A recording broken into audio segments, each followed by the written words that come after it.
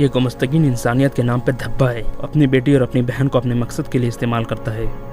हुजूर, ये सब कुछ जो हो रहा है तुर्क कबीले के निज़ाम को बेहतर बनाने के लिए नहीं है। एमिर सादिन का कोई बड़ा मकसद है।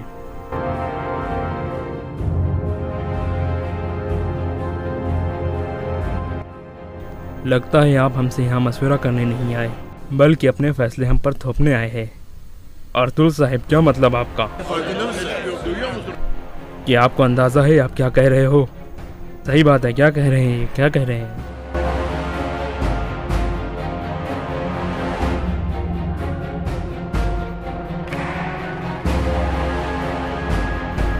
क्या तुम बानो जी को बचाने आए हो? तुम अपने कबीले से बहुत प्यार करते हो, लेकिन तुम्हारे दिल में मौजूद जंगली घोड़े तुम्हारे गुस्से की वजह से अंधे हो चुके हैं। अपने अल्फाज पर गौर करो अर्तुल बे, मेरा सब्र जवाब दे रहा है।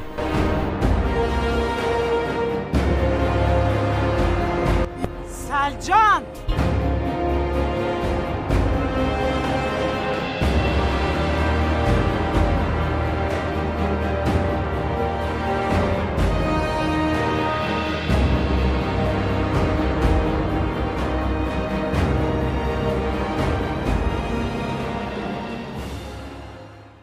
अस्सलाम वालेकुम नाज़रीन। इस किस्त के आगाज़ में हैमा खातून पानी लेकर दौन की तरफ जाती है। दो दुर्गा का सिपाही उनके सामने आ जाता है। हैमा खातून कहती है, मेरे रास्ते से हट जाओ। इस पर सिपाही कहता है, तो लेकिन सरदार ने हुक्म दिया है, कोई भी इनके पास नहीं जा सकता। हैमा खातून उसे घूर कर देखती है, फिर वो आगे से हट जाता है। फिर हैमा खातून दौन के पास जाकर बैठ जाती है और उसे दिलासा देती है और कहती है कि बानो जी के बारे में परेशान मत हो, वो ठीक है। ये सुनते ही दौन खुश हो जाता है। फिर हैमा खातून उसे पानी पिलाती है। वो सुबह से भूखा प्यासा वहीं पर बंधा हुआ था। फिर दौन कहता है, अर्तुल भाई ने हलीमा सुल्तान के लिए बहुत सारी मुश्किलात उठाई थी, अब मुझे समझ में आ गया है, प्यार के लिए ये सब कुछ करना पड़ता है। फिर हैमा खातून उसे समझाकर वहाँ से चली जाती है। दूसरी यानी मेहमान खाने में अमीर सादिन कोपैक ने गुमस्तकीन को सरदार आला बनाने का फ़ैसला सुना दिया था। फिर कबीलों के सरदार अपनी राय देते हैं। तो तकिन कहता है, बहुत अच्छा फ़ैसला है, ये हमारे लिए सर्फ की बात है कि गुमस्तकीन का ताल्लुक़ हमारे कबीले से है। इसके अलावा सारे सरदार भी इस फैसले की हिमायत करते हैं। फिर अर्तुल कहता है, अमीर सादिन, आपकी इजाज़त हो तो मैं कुछ कहूँ? अमीर सादिन कहता है, बोलो अर्तुल। अर्तुल कहता है, मैंने सुना था कि आप कोई अहम मसले पर हमसे सलाह मशवरा करना चाहते हैं। और फिर अर्तुल कहता है, लगता है आप हमसे यहाँ मशवरा करने नहीं आए, बल्कि अपने फैसले हम पर थोपने आए हैं।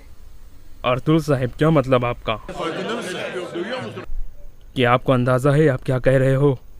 सही बात है, क्या कह रहे हैं? क्या कह रहे हैं? अर्तुल की ये बात सुनकर वहाँ पर मौजूद सारे सरदार अर्तुल के खिलाफ बोलने लगते हैं और कहते हैं, अर्तुल साहब, आप ये क्या कह रहे हो? आपको अंदाज़ा भी है कि आपने क्या कहा है? जिस पर अमीर सादिन कोपैक तमाम सरदारों को खामोश कराता है और कहता है, अर्तुल एक बहादुर इंसान है, हम उनकी इज़्ज़त करते हैं। फिर अमीर सादिन कोपैक अर्तुल से कहता है, आप किस वजह से ऐसी बात कर रहे हो? जिस पर अर्तुल कहता है, अमीर सादिन, आप वही गलती दोहरा रहे हो जैसे आपने नोयान को बचाकर गलती की थी जब गुंदोगदा भाई उसे सजाए मौत देने वाले थे। इसके अलावा कुछ कबीलों के सरदार भी यहाँ मौजूद नहीं हैं। ये सुनकर कबीलों के सरदार अर्तुल की बात की हिमायत करते हैं और कहते हैं कि दूसरे कबीले के सरदारों को भी यहाँ होना चाहिए। फिर अर्तुल कहता है, ये मेरी जिम्मेदारी है कि मैं कुछ ऐसा होने से रोकूं जिसकी वजह से एक दिन हमें शर्मिंदगी का सामना करना पड़े। ये सुनते ही गुमस्तकीन गुस्से से कहता है, तुम्हारी गुस्ताखी हमारे सब्र को आजमा रही है अर्तुल बे। लेकिन अमीर सादिन कोपैक चालाकी से कहता है, हम अर्तुल के एतराज़ की कदर करते हैं ताकि हम अपनी गलतियों को सुधार सकें। फिर अमीर सादिन गुंदोगदो से पूछता है, तुम्हारा क्या ख्याल है? गुंदोगदो कहता है, अमीर हज़रत, मुझे आपकी नीयत पर कोई शक नहीं है, आप हम सब की बेहतरी चाहते हैं, लेकिन हमारी वालदा ने हम सबको यहाँ एक शर्त पर भेजा था कि काई कबीला कोई भी ऐसा फ़ैसला मंजूर नहीं करेगा जिसमें हम दोनों की रजामंदी शामिल ना हो। अगर एक हाँ करेगा तो दूसरा भी उसकी तायद करेगा, और अगर एक ना करेगा तो दूसरा भी उसकी तायद करेगा। सादिन उसका शुक्रिया अदा करता है और कहता है, मैं बहुत जल्द काई कबीले में आऊँगा और हैमा खातून के मुंह से आखिरी फ़ैसला सुनूंगा। अगले दिन सुबह के वक्त हैमा खातून कहती है, तो उनका मकसद गुमस्तकीन को सरदार आला बनाना था। अर्तुल कहता है, वो गुमस्तकीन को सारे कबीलों का निगरां बनाना चाहते हैं। सुमरतकीन कहता है, गुमस्तकीन अभी भी मेहमान खाने में मौजूद है और वो मिलकर हमारे बारे में फ़ैसले कर रहे हैं। अर्तुल कहता है, मैं ऐसा नहीं होने दूंगा भाई, मैं उनकी साजिश बेनकाब कर दूंगा। मैं गुंदोगदो और तोतकीन को काला कलर के मुकाम पर लेकर जाऊँगा, फिर वो अपनी आंखों से हकीकत देख लेंगे। दूसरी यानी बैतुल्ला अपने खैमे में बैठी होती है और कहती है, तो अब मुझे वो काम ख़त्म करना होगा जो मैंने शुरू किया था। फिर वो खड़ी होती है और अपनी तलवार उठा लेती है। गोंचागुल कहती है, मैं आपको वहाँ अकेले नहीं जाने दूंगी। आयतुलन कहती है, मैं तुम्हें इन सब में शामिल नहीं करना चाहती, इसलिए मैं अकेली जाऊंगी। बानोजिक जख्मी है, मैं उन दोनों को आसानी से संभाल सकती हूँ, तुम परेशान मत हो। दूसरी जानिब ट्रेनिंग एरिया में गुंदोगदो एक सिपाही के साथ प्रैक्टिस कर रहा था। इतने में अर्तुल वहाँ आ जाता है और गुंदोगदो से कहता है, मैं आपसे कुछ ज़रूरी बातें करना चाहता हूँ भाई, आप मेरे साथ खैमे में चलो, हम यहाँ पर बात नहीं कर सकते। फिर वो दोनों खैमे की जानिब चल पड़ते हैं। इतने में अमीर साधुन कौबेक का एक सिपाही वहाँ पहुँचता है और गुंदोगदो से कहता है, अमीर साधुन कौबेक आपका मेहमान खाने में इंतज़ार कर रहे हैं। गुंदोगदो कहता है, अच्छा है, मैं आ रहा हूँ। फिर गुंदोगदो अर्तुल से कहता है, मुझे जल्द से जल्द मेहमान खाने जाना होगा भाई, हम बाद में बात कर लेंगे। ये कहकर वो वहाँ से चला जाता है। दूसरी जानिब बैतुलन अपनी तलवार उठाकर निकल पड़ती है। इस दौरान छोटा बच्चा तोराली उसकी जासूसी कर रहा था। दूसरी तरफ अर्तुल और उसके साथी हकीम आर्तुक के पास मौजूद थे। हकीम आर्तुक कहते हैं, ये गुमस्तगीन इंसानियत के नाम पर धब्बा है, अपनी बेटी और अपनी बहन को अपने मकसद के लिए इस्तेमाल करता है। हुजूर, ये सब कुछ जो हो रहा है तुर्क कबीले के निज़ाम को बेहतर बनाने के लिए नहीं है, एमिर सादिन का कोई बड़ा मकसद है। अर्तुल कहता है, मैं जानता हूँ गुमस्तकीन को सरदार आला बनाकर सुल्तान अलाउद्दीन के गिर्द घेरा तंग करना चाहता है, दुआ की ज़रूरत पड़ने पर कबीले को सुल्तान अलाउद्दीन के खिलाफ इस्तेमाल कर सके और ख़ुद सुल्तान बन सके, लेकिन ये हमारी जिम्मेदारी है कि हम ऐसा ना होने दें। इतने में छोटा बच्चा तोराली अंदर दाखिल होता है और कहता है, ऐतुलन खातून कबीले से निकल गई है। अर्तुल फ़ौरन तुर्गुत से कहता है कि हमारे सिपाही गोंगुत को कहो कि तोतकिन के पास जाए और उससे कहे कि मैंने बानोजी को कबीले के करीब देखा है, वो उसके पीछे ज़रूर जाएगा। फिर अर्तुल तोराली से कहता है कि तुम सलजान खातून के पास जाओ और उसे बताओ कि ऐतुलन कबीले से निकल गई है। दूसरी जानिब तोतकिन अपने दो सिपाहियों के साथ कबीले के बाज़ार में घूम फिर रहा था और दुकानदारों से बाज़ार के निज़ाम के बारे में बातचीत कर रहा था और उनसे पूछ रहा था कि आपको कोई मसला तो नहीं है। इतने में कई कबीले के सिपाही गोंगुत भागते हुए उसके पास आता है और कहता है कि मैंने बानोजी को कबीले के करीब दरिया के किनारे देखा है, वो घोड़े पे थी और मैं पैदल, इसलिए मैं उसका पीछा नहीं कर सका। दूसरी जानिब तोराली सलजान खातून को बताता है कि ऐतुलन कबीले से निकल गई है। सलजान भी अपना खंजर उठाती है और निकल पड़ती है। दूसरी जानिब तोतकिन भी अपने सिपाहियों के साथ कबीले से निकल आया था ताकि बानोजी को पकड़ सके। इतने में अर्तुल वहाँ आ जाता है। तोतकिन उसे देखकर कहता है,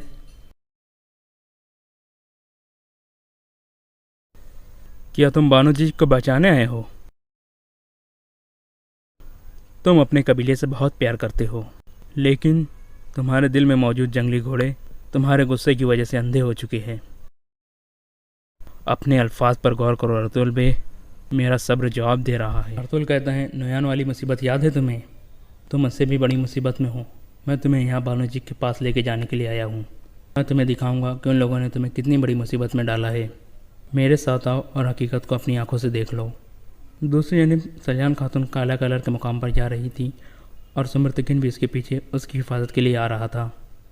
अर्तुल भी तोतकिन को लेकर उस मुकाम पर पहुंच जाता है जहां बानोजी और सलजान खातून ने मुलाकात करनी थी और वो दोनों एक झाड़ी के पीछे छुपकर बैठ जाते हैं। थोड़ी देर में एक तरफ से बानोजी आ जाती है। तोतकिन उसे देखकर उठने की कोशिश करता है। अर्तुल उसे पकड़ लेता है। सब्र करो तोतकिन, थोड़ी देर में ऐतुलन भी आती होंगी। इतने में सलजान बानोजी के पास पहुंचती है और उससे खैरियत मालूम करती है। कुछ ही देर में ऐतुलन भी वहां पहुंच जाती है और सलजान को आवाज़ देती है।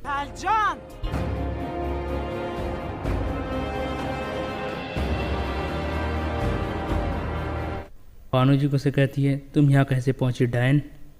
ऐतुलन कहती है, वो सबूत मुझे दे दो फ़ौरन।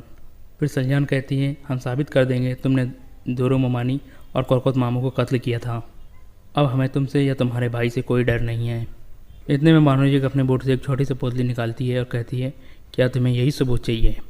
आओ और ले जाओ, लेकिन इसके लिए पहले तुम्हें हमें मारना पड़ेगा।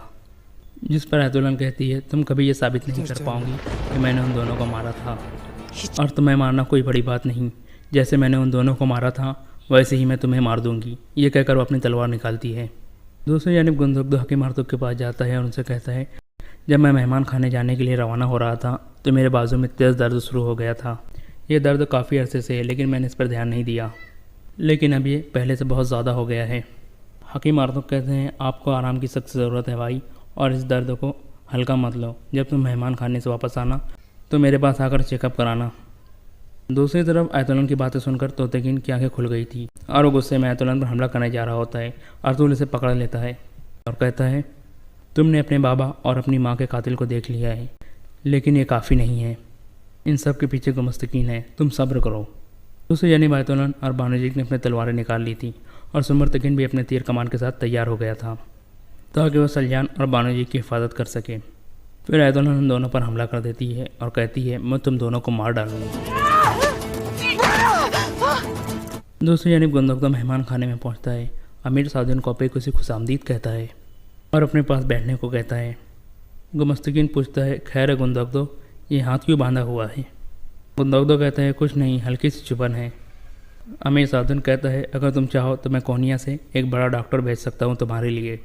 ये सुनकर गुंदोगदो उसका शुक्रिया अदा करता है।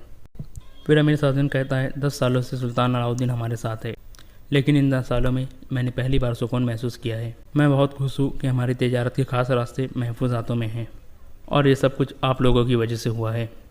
और अब वक्त आ गया है कि रियासत के कुछ अहम राज तुम्हें बताए जाएँ। फिर वो एक तरफ से नक्शा उठाकर गुंदोगदो के सामने रख देता है। दूसरी यानी औरतों के दरमियान लड़ाई जारी थी। सलजान बानोजिक को कहती है कि तुम चली जाओ क्योंकि तुम जख्मी हो। बानोजिक कहती है, आप अर्तुल भाई को बताना कि वो मेरे पास आकर वो सबूत ले जाएं। उन्हें पता है कि मैं कहाँ हूँ। ये कहकर वो वहाँ से भाग जाती है। फिर आयतुल्लाह और सलजान के दरमियान लड़ाई जारी रहती है। सलजान आयतुल्लाह को ज़ख्मी करके भाग जाती है और आयतुल्लाह उसका पीछा करने लगती है। अर्तुल और तोतकिन भी अपनी जगह से खड़े हो जाते हैं। दूसरी यानी मेहमान खाने में अमीर साउदीन गुंदोगदो का नक्शा दिखाते हुए कहता है, ये हमारे तुर्क कबीलों का नक्शा है। इसमें से ज़्यादातर कबीले मंगोलों के साथ लड़ रहे हैं और काफ़ी मुश्किलात में हैं, और यही वजह है कि मैंने गुमस्तकीन को सरदार आला बनाया है ताकि हम कबीलों के बारे में अहम फैसले करके रियासत को महफूज बना सकें। इसलिए मैं चाहता हूँ कि कई कबीले इस मामले में मेरा साथ दें। दूसरी यानी बैतुल्लाह सलजान के पीछे भाग रही थी, लेकिन रास्ते में उसका पाँव फिसलता है और वो गिर जाती है। इस तरह सलजान वहाँ से भागने में कामयाब हो जाती है और आयतुल्लाह बैठकर अपना ज़ख्मी हाथ देखने लगती है। और यहाँ पर ये एपिसोड ख़त्म हो जाता है। नाज़रीन, आपसे रिक्वेस्ट है कि अगर अभी तक आपने हमारे चैनल अर्तुल फैन को सब्सक्राइब नहीं किया है तो हमारे चैनल अर्तुल फैन को सब्सक्राइब कर ले और साथ ही बेल आइकॉन भी दबा दें ताकि हमारी वीडियो टाइम पर आपको पहुँचती रहे। स्टोरी ऑफ सुल्तान सलाहुद्दीन अय्यूबी रहमतुल्लाहि तआला अलैह।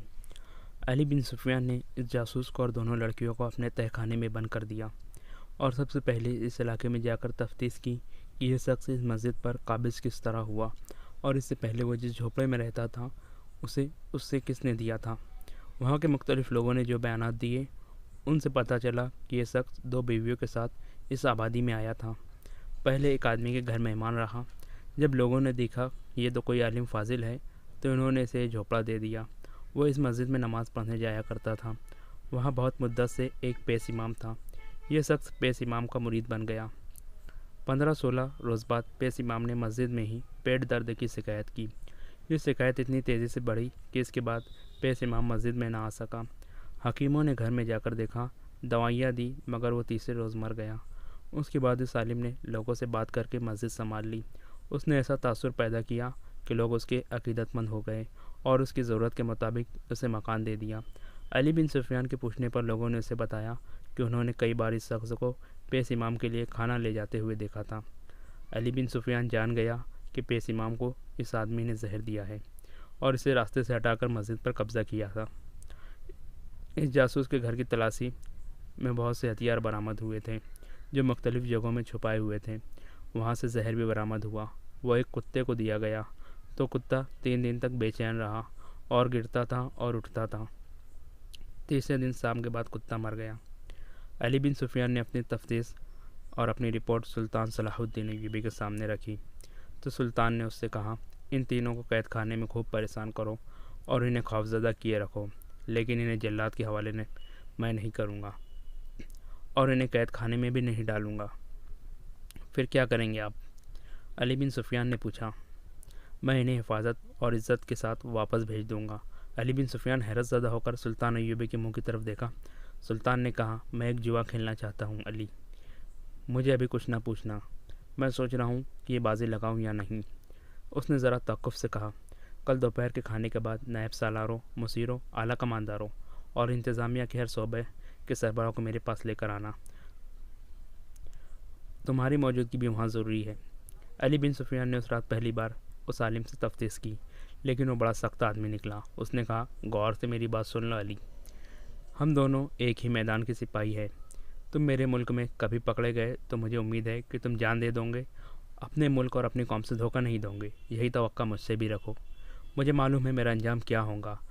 अगर मैं तुम्हें वो सारी बातें बता दूँ जो तुम मुझसे पूछना चाहते हो, तो अभी तुम लोग मुझे बख्शोगे नहीं। मुझे इस खाने में मरना है, ख्वाह तुम जल्लाद से मरवा दो या अजियत में डाल कर मार दो। फिर मैं क्यों अपनी कौम को धोखा दूँ? तुम मुझे उम्मीद है कि तुम अपना इरादा बदल दोगे। अली बिन सुफियान ने कहा, क्या तुम इन 2 लड़कियों की इज़्ज़त बचाने की खातिर ये पसंद नहीं करोगे कि मैं जो पूछूंगा वो मुझे बता दो? कैसी इज़्ज़त? इसने जवाब दिया, इन लड़कियों के पास सिर्फ वो हुस्न और नाज नखरे है, या वो उस्तादी है जिससे वो भत्तरों को भी मोम कर लेती है। इनके पास इज़्ज़त नाम की कोई चीज़ नहीं। यही तो इन्हें सिखाया जाता है। अपनी इज़्ज़त से दस्तबरदार हो जाओ। हम लोग अपनी जान और इज़्ज़त बहुत दूर फेंक आते हैं। तुम इन लड़कियों के साथ जैसा भी सुलूक करना चाहो कर लो, इन्हें मेरे सामने जलील करो, जो करना है कर लो, मैं तुम्हें कुछ नहीं बताऊंगा। लड़कियां भी तुम्हें कुछ नहीं बताने वाली। जासूस लड़कियों को हम सज़ाए मौत दे दिया करते हैं, इन्हें जलील कभी नहीं करते। अली बिन सुफियान ने कहा, हमारा मज़हब औरत को अजियत में डालने की हमें इजाज़त नहीं देता। मेरे दोस्त, जासूस ने कहा, तुम प्यार का हरबा इस्तेमाल करो या अजियत का। हम में से कोई भी इन साथियों की निशानदेही नहीं करेगा जो तुम्हारी सल्तनत की जड़ों में बैठे हुए हैं और सल्तनत की जड़ें काट रहे हैं। तुमने लड़कियों के साथ अच्छा सलूक करने का वादा किया है। मैं इसके अवसर तुम्हें यह बता देता हूँ कि ये मेरी जंग और तुम्हारी जंग नहीं, ये सलेब और हिलाल की जंग है। मैं उन मामूली से जासूसों में से नहीं हूँ जो इधर की खबरें उधर भेजते हैं और तुम्हारे अंदर के इरादे मालूम करते रहते हैं। इस शोबे में मेरा रुतबा बहुत ऊंचा है। मैं आलिम हूँ। अपने मज़हब का मुताला इतना ही गहरा किया है जितने तुम्हारे मज़हब का किया है। इंजील और कुरान पाक की तह तक पहुँचा हूँ। मैं इतराफ़ करता हूँ कि तुम्हारा मज़हब बेहतर और सादा है। यह हर इंसान का मज़हब है जिसमें कोई पेचीदगी नहीं। इसकी मकबूलियत की वजह भी यही है। मगर मैं तुम्हें यह भी बता देना चाहता हूँ कि तुम्हारे दुश्मनों ने तुम्हारे मज़हब की असलियत को बिगाड़ दिया है ताकि इसकी मकबूलियत ख़त्म हो जाए। यहूदियों ने मुसलमान उलमा के भेस में इसमें बेबुनियाद रवायात शामिल कर दी है। इस्लाम तो हमाद के ख़िलाफ़ था, मगर इस वक्त सबसे ज़्यादा तो हम परस्त मुसलमान हैं। मैंने चांद ग्रहण और सूरज ग्रहण के वक्त मुसलमानों को सजदा करते और नज़राने देते हुए देखा है, और ऐसी कई एक बिदअतें तुम्हारे मज़हब में शामिल कर दी गई है। हम एक लंबी मुद्दत से तुम्हारे असल नज़रियात को बिगाड़ रहे हैं, क्योंकि हम जानते हैं कि दुनिया में सिर्फ 2 मज़हब रह जाएंगे, एक ईसाइयत और दूसरा इस्लाम, और ये दोनों उस वक्त तक जंग करते रहेंगे जब तक कि दोनों में से एक ख़त्म नहीं हो जाता। किसी भी मज़हब को तीरों और तलवारों से ख़त्म नहीं किया जा सकता। किसी भी मज़हब को तबलीग से भी नहीं ख़त्म किया जा सकता। इसका यही तरीका है जो मैंने इख्तियार किया था। मैं तुम्हें यह बता देता हूँ, इस मुहिम में मैं अकेला नहीं, बल्कि पूरा एक गिरोह तुम्हारे नज़रियात पर हमलावर हुआ है। अली बिन सुफियान उसके सामने टहल रहा था और उसकी बातें सुन रहा था। उसने आलिम जासूस के पाँव में बेड़ियाँ और हाथों में हथकड़ियाँ डाल रखी थी।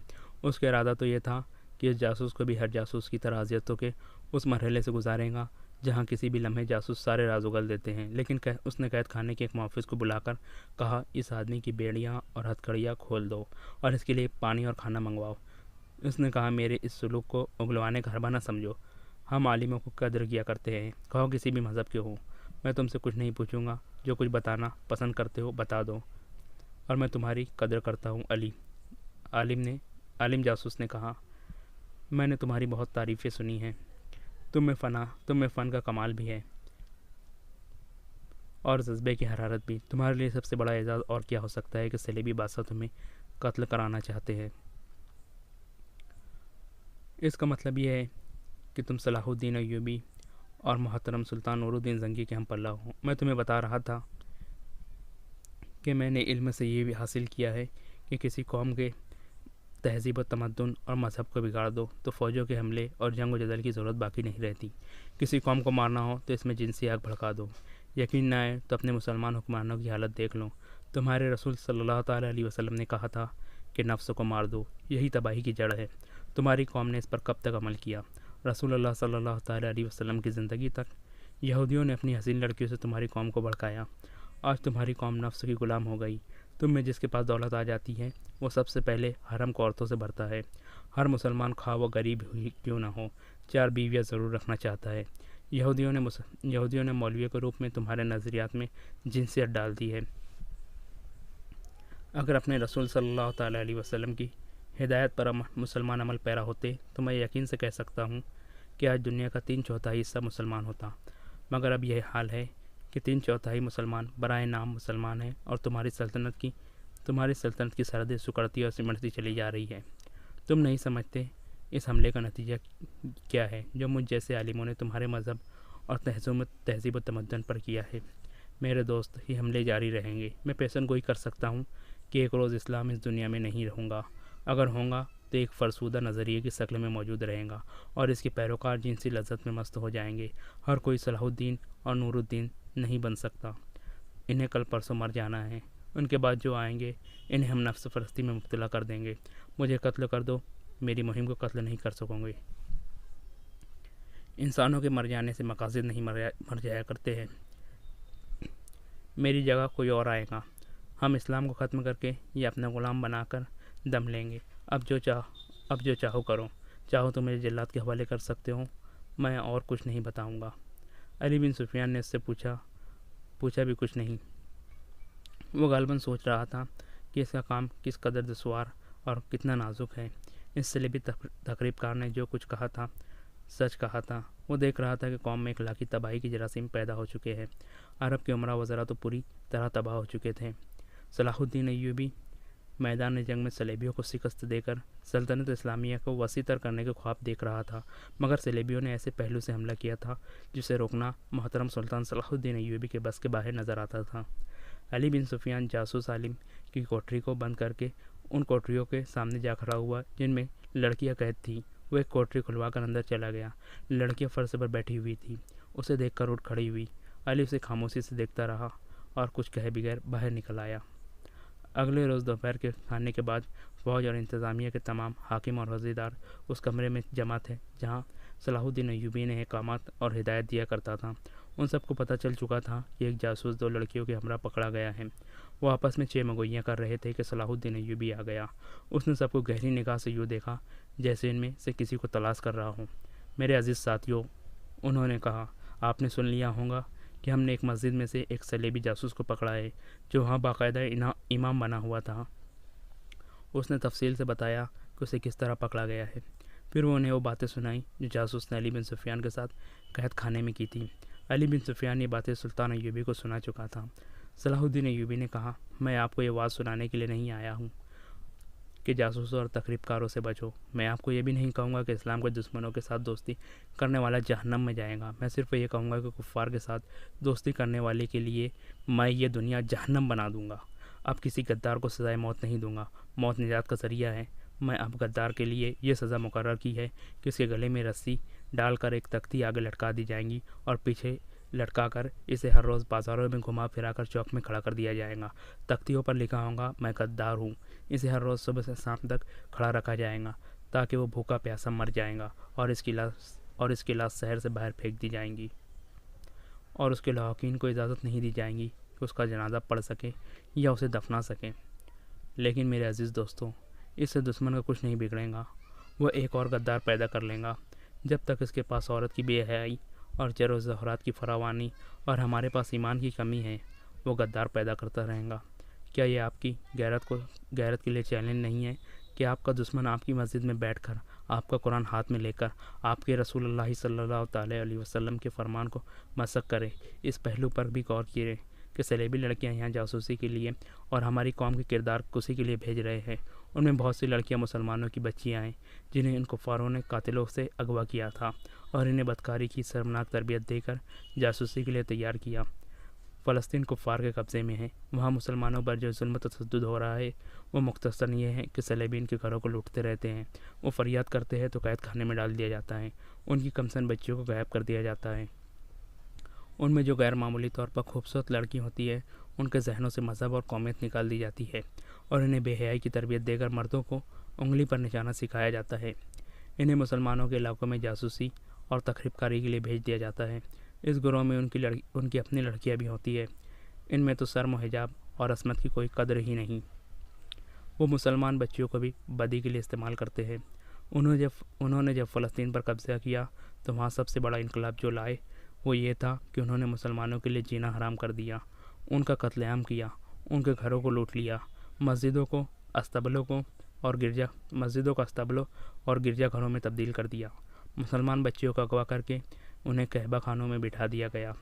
जो खूबसूरत निकली उन्हें तकरीबकारी और बदकारी की तरबियत देकर हमारे अमीरों और वज़ीरों के हरमों में दाखिल कर दिया गया और इन्हें हमारे खिलाफ इस्तेमाल भी किया गया। मुसलमान घरानों की बच्चियों के गलों में उन्होंने सलेब लटका दी। मुसलमान जो फ़लस्तीन से भागे और हमारे पास पनाह लेने के लिए काफ़िला दर काफ़िला चले आए, इन्हें रास्ते में शहीद कर दिया गया। हमारी बहनें और बेटियों की आबरूरेज़ी सरेआम हुई। और मेरे कलमा गो भाइयों, ये सिलसिला रुका नहीं, अभी तक जारी है। सलेबियों का मकसद सिर्फ ये है कि इस्लाम का कोई नाम लेवा ज़िंदा ना रहने पाए और मुसलमान लड़कियां ईसाइयों को जन्म दे। हम सब पर अल्लाह की लानत बरस रही है कि हम अपने उन मुसलमान भाइयों और बच्चियों को फरामोश किए हुए बैठे हैं जो वहाँ ज़िल्लत और मज़लूमियत की ज़िंदगी बसर कर रहे हैं।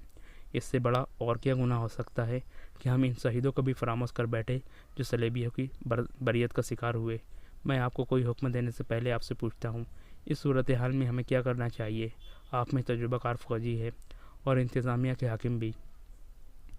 पुरानी उम्र का एक कमांडर उठा।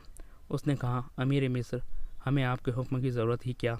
ये हुक्म खुदाबंदी है कि तुम्हारे पड़ोस में मुसलमान नस्ल पर जुल्म हो रहा हो और वहाँ के मुसलमान खुदा की मदद के लिए पुकार रहे हो, तो तुम पर फ़र्ज़ आयद होता है कि उस मुल्क पर फ़ौज कसी करके अपने कलमा को भाइयों को निजात दिलाए। हमें फ़लस्तीन पर फ़ौज कसी करनी चाहिए। नायब सालार के रुतबे के एक और शख्स ने उड़कर जोश से कहा, कुफ़ार पर फ़ौज कसी से पहले आप उन मुसलमान हाकिमों और उमरा पर फ़ौज कसी करें जो दरपर्दा कुफ़ार के हाथ मजबूत कर रहे हैं। हमारे लिए ये सूरत हाल बाइस शर्म है कि उन्होंने हमारी सफ़ों में भी गद्दार पैदा कर लिए हैं। फैज़ुल फातमी के रुतबे का आदमी गद्दार हो सकता है तो छोटे अहदेदारों का क्या भरोसा किया जा सकता है? एक मुसलमान बच्ची की आबरूरिज़्ज़त का इंतकाम लेने के लिए सारी कौम को फ़ना हो जाना चाहिए, मगर हमारे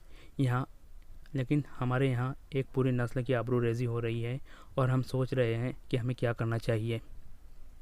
सलेबियों ने हमारी बच्चियों को बदकारी के लिए तैयार किया और हमसे उनके साथ बदकारी करा रहे हैं। मोहतरम अमीर, अगर मैं जज्बाती नहीं हो गया हूँ तो मुझे ये तजवीज़ पेश करने की इजाज़त दे कि हमें फ़लस्तीन ले लेना चाहिए। सलेबियों ने हमारे क़िबला अव्वल को बदी का मरकज़ बना दिया है। एक और आदमी उठा, लेकिन सुल्तान अय्यूबी ने हाथ के इशारे से उसे बैठा दिया और कहा, मैं यही सुनना चाहता था। आप में से जो मेरे करीब रहते हैं और जानते हैं कि मेरा अव्वलीन हदफ फ़लस्तीन है।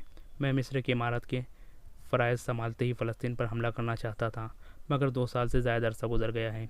ईमान फ़रोशों ने मुझे मिस्र ही में ऐसा उलझा दिया है जैसे मैं दलदल में फंस गया हूँ। ज़रा इन 2 सालों के वाक़यात पर गौर करें। आप सलेबी तकरीबकारों और गद्दारों के ख़िलाफ़ लड़ रहे हैं। सूडानियों को हमारे खिलाफ़ लड़ाने वाले हम में से ही थे। सूडानी हबशियों से मिस्र पर हमला करवाने वाले हमारे अपने कमांडर और सालार थे। वह इस कौमी ख़जाने से तनख्वाह लेते थे जिसमें कौम का पैसा है और जिसमें खुदा के नाम पर दी हुई ज़कात का पैसा है। मैंने इस उम्मीद पर 2 साल गुजार दिए कि मैं जासूसों और इन्हें पनाह देने और मदद करने वालों और ईमान फ़रोशों को ख़त्म करके फ़लस्तीन पर हमला करूँगा, लेकिन मैं इस नतीजे पर पहुंचा हूं कि तकरीबकारी का यह सिलसिला कभी ख़त्म नहीं होगा। क्यों न इस चश्मे को जाकर बंद किया जाए और जहां इस्लाम दुश्मनी के सामान पैदा किए जाते हैं, हम सलेबियों को खुद मौका दे रहे हैं कि हमारी सफ़ों में गद्दार पैदा करें। मैंने आपको आज इसीलिए बुलाया है कि फ़लस्तीन पर हमले में अब ज़्यादा ताख़ीर नहीं होनी चाहिए। फ़ौज की जंगी मशक़ें और तरबियत तेज़ कर दो। मुजाहिदीन को लंबे अरसे का मौसरा करने की मशक़ कराओ। मुझे तुर्क और सामी दस्तों पर पूरा एतबार है। मिस्रियों और वफ़ादार सूडानियों में जज्बा जिहाद पैदा करो और पुख्ता करने की ज़रूरत कोशिश करो। उनमें दुश्मनों के ख़िलाफ़ कहर और कसब पैदा कर दो। ये उसी सूरत में मुमकिन होगा कि उनमें गैरत पैदा कर दो और इन्हें बताओ कि वो तुम्हारी ही बहनें और बेटियां हैं जो सलेबियों की दरिंदगी का शिकार हो रही हैं। आप में इंतज़ामिया के जो हजरात हैं उनके ज़िम्मे ये फ़र्ज़ है कि वो मस्जिदों के पेश इमामों से कहें कि लोगों पर जिहाद की गर्ज़ व गायत वाज़े करें और नौउम्र लड़कों में अस्करी ख्यालात पैदा करें। कोई भी पेश इमाम या खतीब इस्लामी नज़रियात को गलती से या दानिस्ता गलत रंग में पेश करने की कोशिश करता है तो इसे इमामत के फ़राइज़ से सबतकोस कर दें। अगर किरदार मजबूत हो तो कोई कशिश और कोई एहकत गुमराह नहीं कर सकती। जहनों को फारिग न रहने दें, खुला ना छोड़े, वरना दुश्मन इन्हें इस्तेमाल करेगा। फ़ौजों के कोच के अहकामात आपको जल्दी ही मिल जाएंगे। अल्लाह आपका हामी और नासिर है। 7 रोज़ गुजर गए। आलिम जासूस और दोनों लड़कियों को सुल्तान अय्यूबी ने मुलाकात के लिए बुलाया। इन्हें लाया गया तो सुल्तान अय्यूबी ने इन्हें दूसरे कमरे में बिठा दिया। उनके पाँव में बेड़ियाँ और हाथों में जंजीर थी। उन्हें जिस कमरे में बिठाया गया था वो सुल्तान अय्यूबी के खास कमरे के साथ लगा हुआ था। दोनों के दरमियान एक दरवाज़ा था जिसका एक कवाड़ खुला हुआ था। सुल्तान अय्यूबी कमरे में टहल रहा था। उसने टहलते टहलते कहा, मैं फौरी तौर पर किराक पर हमला करने का फ़ैसला कर चुका हूँ। किराक फ़लस्तीनी का एक मजबूत किलानुमा कस्बा था। दूसरा मशहूर कस्बा सोबक था। यह भी एक मजबूत किला था। सोबक को सलेबियों ने मरकज़ बना रखा था। सलेबी बादशाह और आला कमांडर सोबक में ही इकट्ठा हुआ करते थे। यही सलेबियों के इंटेलिजेंस का हेडक्वार्टर था और ये जासूस की ट्रेनिंग का कैंप भी था। सुल्तान अय्यूबी के फ़ौजी और शहरी इंतज़ामिया के हल्कों में एक ख्याल यकीन की हद तक के था कि सुल्तान अय्यूबी सबसे पहले सोबक पर हमला करेगा, क्योंकि इस जगह की अहमियत ऐसी ही थी। अगर इस मजबूत अड्डे को सर कर लिया जाता तो सलेबियों की कमर तोड़ी जा सकती थी। मगर सुल्तान अय्यूबी कह रहा था कि पहले मैं किराक पर हमला करूँगा। ये तो सानवी अहमियत की जगह थी। एक नायब सालार ने कहा, मोहतरम, आपका हुक्म सर आँखों पर। मेरी नाकिस राय यह है कि पहले सोबक सर कर लिया जाए। दुश्मन की मरकज़ी कमान ख़त्म करना ज़रूरी है। अगर हमने सोबक ले लिया तो किराक लेना कोई मुश्किल ना होगा। अगर हमने किराक पर वक्त ज़ाया किया तो सोबक लेना नामुमकिन हो जाएगा। दूसरे कमरे में जासूस बैठे थे। दरबानी दरवाजे का एक कवाड़ खुला था। सुल्तान अय्यूबी के कमरे की आवाज़ें उस कमरे में साफ सुनाई दे रही थी। आलिम जासूस के कान खड़े हो गए। वह आहिस्ता आहिस्ता सरक कर दरवाजे के साथ हो गया। उस वक्त सुल्तान अय्यूबी कह रहा था, मैं दर्जा बदर्जा पेशकदमी करना चाहता हूँ। किराक सोबक की बनिस्बत आसान शिकार है। मैं इस पर कब्जा करके इसे अड्डा बना लूँगा। कमक मंगवा कर और फ़ौज को कोई अर्सा आराम देकर पूरी तैयारी के बाद सोबक पर हमला करूँगा। इस कस्बे का दिफा हमारे जासूसों के कहने के मुताबिक इतना मजबूत है कि हमें लंबे अरसे तक उसे मुहस्सिर में रखना पड़ेगा। मेरा ख्याल है कि किराक पर हमारी ज़्यादा कुव्वत ज़ाया नहीं होगी। हमें पहले एक अड्डा चाहिए और ऐसी रसदगाह चाहिए जहाँ से हमें फ़ौरन रसद मिलती रहे। आलिम जासूस दरवाजे के साथ बैठा सुन रहा था। दोनों लड़कियाँ भी इसके पास आ बैठीं। अली बिन सुफियान ने भी ध्यान न दिया कि ऐसी राज की बातें जासूसों के कान में पहुंच रही हैं। हो सकता है सुल्तान सलाहुद्दीन अय्यूबी और अली बिन सुफियान ने एहतियात न की हो कि इन जासूसों को सबक वापस थोड़े ही अरसे में जाना है। हो सकता है कि सुल्तान सलाहुद्दीन अय्यूबी और अली बिन सुफियान ने एहतियात न की हो कि इन जासूसों को सबक थोड़े ही जाना है। इन्हें तो सारी उम्र कैद में गुजारनी थी या जल्लाद के हाथों में मरना था। आलिम जासूस ने लड़कियों से सरगोशी में कहा, काश हम में से कोई यहाँ से निकल सके और सलाहुद्दीन अय्यूबी के इस इरादे की इत्तला सोबक और किराक तक पहुँचा दें। ये कितना कीमती राज है। अगर पहले ही वहाँ पहुँचा दिया जाए तो मुसलमानों की फ़ौज को किराक के रास्ते ही में लड़ाई में उलझाकर उसकी ताकत ख़त्म की जा सकती है। उनका हमला किराक से दूर ही पसपाई में बदला जा सकता है। हमें मुकम्मल राजदारी की ज़रूरत है। सुल्तान सलाहुद्दीन अय्यूबी ने अपने कमरे में टहलते हुए कहा, अगर सलेबियों को हमारे हमले की वक्त खबर हो गई तो हम किराक तक नहीं पहुंच सकेंगे। वो हमें रास्ते ही में रोक लेंगे। हमारे लिए ख़तरा यह है कि सलेबियों के मुकाबले में हमारी फ़ौज बहुत कम है। सलेबियों की नफरी ज़्यादा होने के अलावा उनकी घोड़े और हथियार हमसे बेहतर हैं। उनके खुद लोहे के हैं और ज़रा बख्तर भी वो पहनते हैं। इससे हमारे तीरंदाज बेकार साबित होते हैं। मैं चाहता हूँ कि सलेबियों को बेखबरी में डालूं ताकि उन्हें खुले मैदान में लड़ने का मौका न मिले। अगर वो खुले मैदान में लड़े तो हमारे कम में आकर वो हमारी रसद का निज़ाम न रोक दें। उसका नतीजा पसपाई और शिकस्त के अलावा और कुछ नहीं होगा। मैं वो रास्ता इख्तियार करूँगा जो जारिब के टेलों में से गुजरता है। ये बड़ा वसी और अजीज़ इलाका है। मुझे खतरा सिर्फ ये नज़र आ रहा है कि सलेबी रास्ते में आकर लड़े तो हमें शिकस्त के लिए तैयार रहना चाहिए। इसका इलाज ये है कि फ़ौज को 3-4 हिस्सों में तकसीम कर दो और सिर्फ वो रात के वक्त कूच किया जाए। दिन के वक्त कोई हरकत न की जाए। अली बिन सुफियान ने कहा, रास्ते में कोई भी अजनबी आदमी या काफ़िला नज़र आए तो उसे रोक लिया जाए और किराक तक पहुँचने तक उसे अपने साथ रखा जाए। जासूसी के खिलाफ यही इक़दाम कारगर हो सकता है। इस वक्त जब आलिम जासूस और 2 लड़कियां सलाहुद्दीन अय्यूबी की ज़बान से इस कदर नाजुक अहम मंसूबा सुन रही थी, सबक के किले में सलेबियों के अहम शख्सियतों और कमांडरों की कॉन्फ्रेंस बैठी हुई थी। वो लोग परेशान थे। उनके साथ एक हाकिम अल अकबर नाम का एक मिस्री मुसलमान भी बैठा हुआ था। वो इन्हें ये खबरें तफसील से सुना रहा था कि खलीफा लाजिद माजुली के बाद मर चुका है। मिस्र अब बगदाद के खलीफा के तहत आ गया है।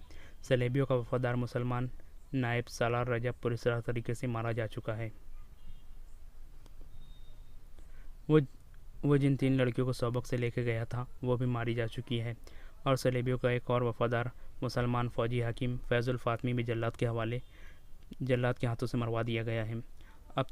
अब हातिम अल अकबर ने ये खबर बद भी सुना दी कि जिस आलिम जासूस को वो लड़कियों के साथ कहरा भेजा गया था वो ऐन उस वक्त लड़कियों समेत गिरफ्तार हो गया जब उसका मिशन कामयाब हो रहा था। ये सबूत है कि सलाहुद्दीन अय्यूबी का इंटेलिजेंस का निज़ाम बहुत होशियार है। रेनाल्डो ने कहा रेनाल्डो जो कि सलेबियों का मशहूर हुक्मरान और फौजी कमांडर था, इसने कहा इन लड़कियों को वहाँ से आज़ाद कराना मुमकिन नहीं। नहायत अच्छी लड़कियाँ ज़ाय होती जा रही हैं। सलेब की खातिर हमें ये कुर्बानी देनी पड़ेंगी। सलेबियों के एक और बादशाह और फौजी कमांडर गाय अफरोज़िकनान ने कहा, हमें भी मरना है। हमारे जो आदमी पकड़े गए हैं उन्हें भूल जाओ, उनकी जगह और आदमी भेजो। ये 2 लड़कियाँ कहाँ से आई थी? उसने पूछा। और वो 3 लड़कियाँ कौन थी जो रजब के साथ मारी गई थी? उनमें से 2 ईसाई थी, उनके इंटेलिजेंस के सरबराह ने जवाब दिया। दोनों अतालवी थी और 3 मुसलमान थी। इन्हें बचपन में उड़ाया गया था। बहुत खूबसूरत थी। जवानी तक इन्हें याद नहीं रहा कि वो मुसलमान थी। हमने इन्हें बचपन ही में इस फ़न की तरबियत देना शुरू कर दी थी। ये शक नहीं किया जा सकता कि इन्हें चूँकि मालूम था कि वो मुसलमान है, इसलिए उन्होंने हमें धोखा दिया। मुसलमान थी तो क्या? रेनॉल्ड ने कहा और हातिम अल अकबर की तरफ इशारा करके कहा, हमारा प्यारा दोस्त हातिम भी तो मुसलमान है। क्या इसे अपने मज़हब का कोई पास है? उसने शराब का गिलास हातिम के हाथ में देकर कहा, हातिम जानता है कि सलाहुद्दीन अय्यूबी मिस्र को गुलामी की जंजीरों में जकड़ना चाहता है। वो इस्लाम के नाम पर खेल रहा है। हम मिस्र को आज़ाद कराना चाहते हैं। उसका तरीका यही है कि सलाहुद्दीन अय्यूबी को मिस्र में चैन से बैठने ना दिया जाए। हातिम अल अकबर सलेबियों की शराब में बदमस्त होकर उसकी तायद में सर हिला रहा था। उसने कहा, मैं वहाँ ऐसा निज़ाम कायम करूँगा कि कोई आदमी वहाँ पकड़ा नहीं जाएगा। अगर हम मिस्र में ये ज़मीन दोज़ गड़बड़ जारी न रखते तो सलाहुद्दीन अय्यूबी हम पर कभी का हमला कर चुका होता। एक सलेबी कमांडर ने कहा, यह हमारी कामयाबी है कि हम उसकी ताकत उसके अपने आदमियों पर ज़ाय कर रहे हैं। क्या उसके और अली बिन सुफियान के खात्मे का और कोई इंतज़ाम नहीं हुआ? रेनॉल्ड ने पूछा। कई बार हो चुका है, इंटेलिजेंस के सरबराह ने कहा, लेकिन कामयाबी नहीं हुई। नाकामी की वजह यह है कि दोनों पत्थर किस्म के इंसान हैं। ना वो शराब पीते हैं, ना औरत को पसंद करते हैं। इसलिए ना इन्हें शराब में कुछ दिया जा सकता है, ना औरत के हाथों मरवाया जा सकता है। अब कामयाबी की तवक्को ये है कि अय्यूबी के बॉडीगार्ड में 4 फिदाई आदमियों को शामिल कर दिया जाए। इन्हें मैंने बड़ी चाबुकदस्ती से वहाँ पहुँचा दिया है। अब कामयाबी की तवक्को यह है कि अय्यूबी के बॉडीगार्ड में 4 आदमी फिदाई है। मैंने इन्हें बड़ी कामयाबी के साथ सलाहुद्दीन अय्यूबी के बॉडीगार्ड में शामिल कर दिया है। जब भी मौका मिला वो दोनों को या एक को ख़त्म कर देंगे। क्या हमारे यहाँ अय्यूबी के भेजे हुए जासूस हैं? गाय अफरोज़िकनान ने पूछा। यकीनन है, इंटेलिजेंस के सरबराह ने जवाब दिया। जब से हमने मिस्र में और उधर शाम में जासूसी और तबाहकारियों का सिलसिला शुरू किया है, सलाहुद्दीन ने भी अपने जासूस हमारे यहाँ भेज दिए हैं। उनमें से 2 पकड़े गए हैं। वो अजियतों से मर गए, मगर अपने किसी तीसरे साथी की निशानदेही नहीं की। उनकी कामयाबी किस हद तक के हैं? बहुत हद तक के हैं। दूसरे ने जवाब दिया कि इराक़ में हमारी रसद को जो आग लगी थी, इसमें आधी रसद जल गई और 11 घोड़े जिंदा जल गए थे। वो अय्यूबी की तबाहकार जासूसों का काम था। मैं आपको ये भी बता सकता हूँ कि हमारी जंगी कैफियत और अहलियत की पूरी मालूमात सलाहुद्दीन को मिलती रहती है। मैं उनके जासूसों को खराज तहसीन पेश करता हूँ कि जान पर खेल जाते हैं और पूरी काम दयानतदारी से किया करते हैं। उनमें बहुत देर इस मसले पर बहस होती रही कि मिस्र और शाम में तकरीबकारियों को किस तरह तेज़ और मज़ीद तबाहकुन किया जा सकता है। हातिम अल अकबर इन्हें सुल्तान अय्यूबी की हुकूमत की कमज़ोर रगें और मजबूत पहलू दिखा रहा था। आखिर फैसला हुआ कि हातिम अल अकबर का कुछ आदमी और 2-3 लड़कियां दी जाए। उस वक्त सुल्तान अय्यूबी अपने 2 नायबीन और अली बिन सुफियान को अपने मंसूबे से आगाह कर रहा था कि वह इराक़ पर हमला करेगा। उसने 20 रोज़ बाद का दिन बताया जब इसे फ़ौज को खुश कराना था। यह तमाम तर मंसूबा आलिम जासूस और 2 लड़कियां साथ वाले कमरे में सुन रही थी। आलिम ने एक बार फिर लड़कियों के साथ अफसोस का इजहार किया कि इन्हें एक राज मालूम हो गया है, मगर वो उसे तक नहीं पहुंचा सकते। एक लड़की ने कहा, मैं कोशिश करूंगी कि सलाहुद्दीन अय्यूबी मुझे पसंद करें। अगर वो थोड़ी देर के लिए भी मुझे अपने साथ तन्हाई में रख ले तो मैं इससे रिहाई पा लूँगी। मुझे उम्मीद है मैं इसकी अगले पर कब्ज़ा कर लूँगी। मालूम नहीं उसने हमें क्यों बुलवाया है। हलीम जासूस ने कहा, तुम दोनों याद रखो, अगर वो तुम्हें अकेले अकेले बुलाए तो दोनों ये कोशिश करना कि इसे हैवान बना सको। अगर वो शराब पिए तो तुम जानती हो इसे कितनी पिलाकर बेहोश किया जा सकता है। वो बेहोश हो जाए तो फ़रार का तरीका तुम जानती हो, और दोनों को मालूम है कि तुम्हें किसके पास पहुंचना है। उसका घर मस्जिद के बिल्कुल सामने है। मैं जानती हूँ, एक लड़की ने कहा। मेहदी आबादान। हाँ, आलिम ने कहा, अगर तुम मेहदी तक पहुँच गई तो वो तुम्हें सबक पहुँचा देगा। मेरे फ़रार का तो सवाल ही पैदा नहीं होता। तुमने अय्यूबी का मंसूबा सुन लिया है। कोच की तारीख याद रखो, रास्ता याद कर लो। कोच रात के वक्त हुआ करेगा, दिन के वक्त उसकी फ़ौज की कोई हरकत नहीं करेंगी। हमला के इराक पर होगा। मुझे उम्मीद है ये इतला कबल वक्त पहुंच जाएंगी तो हमारी फ़ौज अय्यूबी को रास्ते में रोक लेंगी। अय्यूबी इसी सूरत हाल से डरता है। सबक में जाकर ये खास तौर पर बताना कि अय्यूबी खुले मैदान में आमने सामने नहीं लड़ना चाहता, क्योंकि उसके पास फ़ौज कम है। सुल्तान अय्यूबी के कमरे से ऐसी आवाज़ें आई जैसे इजलास ख़त्म हो गया और नाज़मीन बाहर जा रहे हैं। आलिम और लड़कियां फ़ौरन उस जगह सरक गई जहां इन्हें बिठाया गया था। आलिम के कहने पर उन्होंने सर घुटनों में दे दिए जैसे उन्होंने कुछ भी नहीं सुना, और गिरद पेश को इन्हें कोई होश नहीं। अपने कमरे में कदमों की आवाज़ सुनाई दी तो भी उन्होंने ऊपर न देखा। आलिम इस वक्त ऊपर देखा जब इसके कंधे पर किसी ने हाथ रखा और कहा, उठो, मेरे साथ आओ। वो अली बिन सुफियान था। अली ने लड़कियों को भी उठाया और इन्हें सुल्तान अय्यूबी के कमरे में ले गया। मैं तुम्हारे इल्म और तुम्हारी जहानत की दाद देता हूँ। सुल्तान अय्यूबी ने जासूस आलिम से कहा, इनकी जंजीरें खोल दो। तुम तीनों बैठ जाओ। अली बिन सुफियान बाहर निकल गया। सुल्तान अय्यूबी ने आलिम से कहा, लेकिन तुम इल्म को किस शैतानी काम में इस्तेमाल कर रहे हो। इसके बजाय तुम यहाँ आकर अपने मज़हब की तबलीग करते तो मैं तुम्हारी कदर दिल की गहराइयों से करता कि तुम अपने मज़हब और अपने नबी की खिदमत कर रहे हो। क्या तुम्हारे मज़हब में इसकी इजाज़त है कि तुम दूसरे मज़हब की इबादतगाह में उसके मज़हब में झूठ शामिल करो? क्या तुम्हारे दिल में अपनी मुक़द्दस सलेब का, हज़रत ईसा का और कुंवारी मरियम का यह एहतराम है कि झूठ और इब्लीसियत जैसे गुनाह कबीरा करके तुम इनकी इबादत करते हो? ये झूठ मेरे फ़राइज़ में शामिल है। आलिम ने कहा, मैंने जो कुछ किया है मुक़द्दस सलेब के लिए किया है। तुम कहते हो तुमने इंजील और कुरान का गहरा मुताला किया है।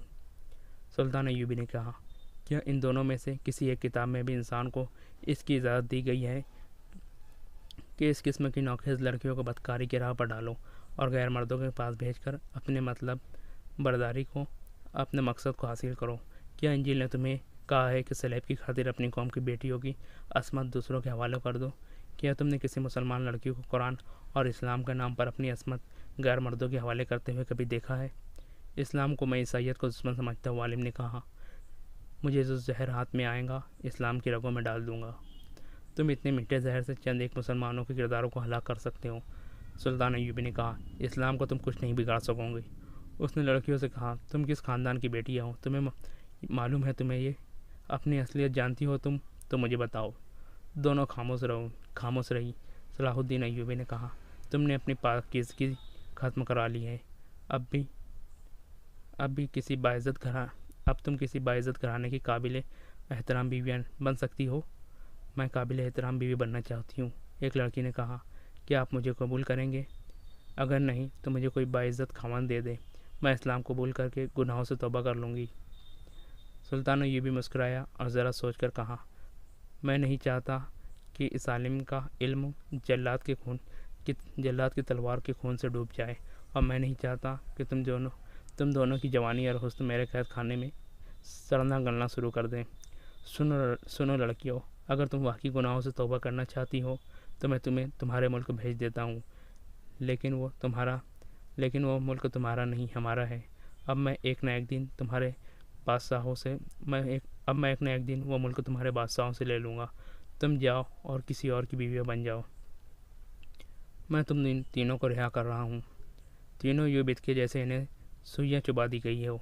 इतने में अली बिन सुफियान लोहार के साथ कमरे में आया और तीनों की जंजीरें खुलवा दी गई। सुल्तान ने कहा, अली, मैं इन्हें रिहा कर रहा हूँ। अली बिन सुफियान का रद्द अमल भी वही था। वो कितनी ही देर सुल्तान अय्यूबी के मुंह की तरफ देखता रहा। सुल्तान ने कहा, इन्हें 3 ऊँट दे दो और 4 मुसल्लह मुहाफिज साथ भेजो जो घुड़सवार हों। नेहाज, ज़हीन और दिलदार मुहाफिज जो इन्हें सोबा के किले में छोड़कर वापस आ जाए। रास्ते के लिए सामान दो और आज ही इन्हें रवाना कर दो। उसने आलिम से कहा, वहाँ जाकर यह गलत फहमी ना फैला देना कि सलाहुद्दीन अय्यूबी जासूसों का कत्ल किया करता है। मैं इन्हें दाने की तरह चक्की में पीस कर मारा करता हूँ। तुम्हें सिर्फ इसलिए रिहा कर रहा हूँ कि तुम आलिम हो। मैं तुम्हें मौका दे रहा हूँ कि इल्म का रोशन पहलू देखो। तुम्हारी निजात इसी में है।